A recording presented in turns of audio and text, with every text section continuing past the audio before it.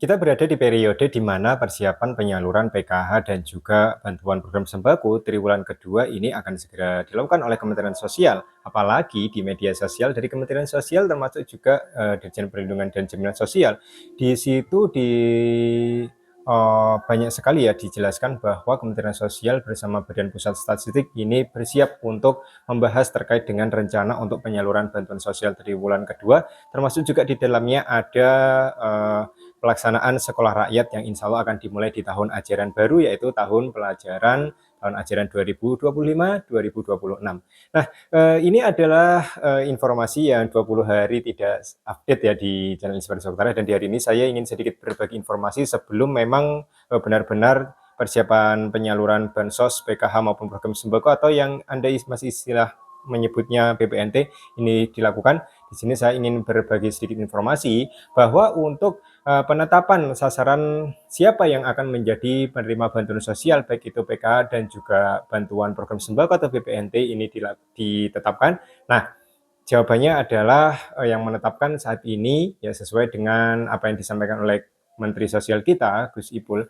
Ini yang nantinya akan menetapkan pantas atau tidaknya, layak atau tidaknya penerima manfaat menerima bansos PKH maupun sembako ini adalah murni dari Badan Pusat Statistik.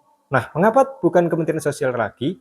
Ini terkait dengan perubahan skema ya untuk pendataan. Jadi sebelumnya Kementerian Sosial ini menggunakan salah satu basis data ya, satu basis data terpadu yang disebut DTKS ya, data terpadu kesejahteraan sosial. Di dalam DTKS itu Kementerian Sosial mengumpulkan berbagai data ya, yang itu dilakukan mulai usulan dari bawah, jadi dari bottom up ya, dari pemerintah daerah melalui desa atau kelurahan yang diajukan ke pemerintah pusat, di sini dalam hal ini Kementerian Sosial untuk dikolektifkan ke DTKS.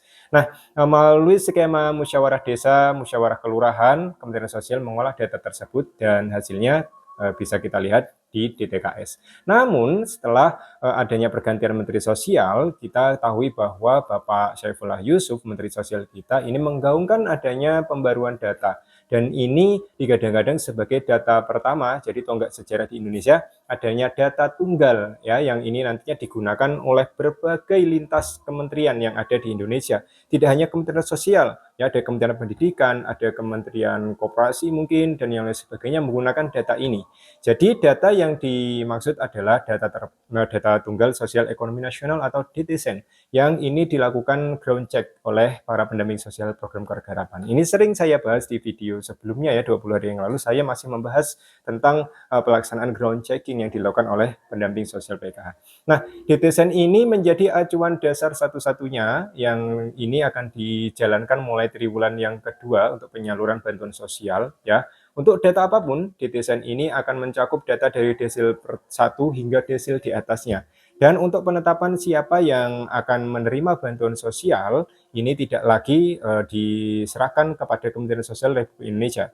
Kemensos memberikan tugas kepada para pendamping sosial PKH untuk melakukan ground checking. Ya, ground checking ini adalah pengecekan ulang ke lapangan, jadi survei ke lapangan, memotret rumahnya, memotret bagaimana kondisi sosial ekonominya dan lain sebagainya, kemudian dikembalikan lagi datanya, dan untuk pusat pengelola data dikembalikan lagi kepada Badan Pusat Statistik Pusat.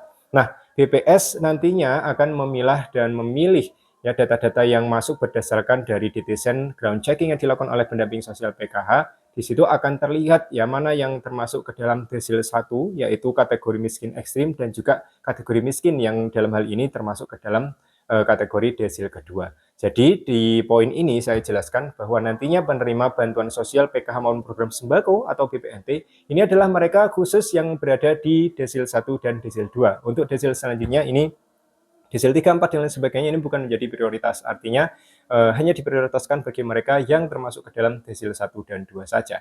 Sekali lagi, ini nantinya ketika data sudah dipilih dan dipilah oleh BPS, maka BPS lah yang menetapkan ya. Jadi penerima PK 10 juta, penerima sembako atau BPNT 18,8 juta penerima manfaat, dan ini nantinya akan ditetapkan oleh BPS. Dan untuk mekanismenya kita akan menunggu bersama-sama. Yang jelas di sini saya akan terus memantau bagaimana perkembangan terbaru dari persiapan penyaluran bantuan PKH untuk triwulan kedua, termasuk juga bantuan sembakonya atau BPNT-nya. Seperti itu. Ini adalah informasi awal dan tunggu informasi selanjutnya. Di kesempatan berikutnya saya akan menyampaikan hal-hal penting yang perlu Anda tahu.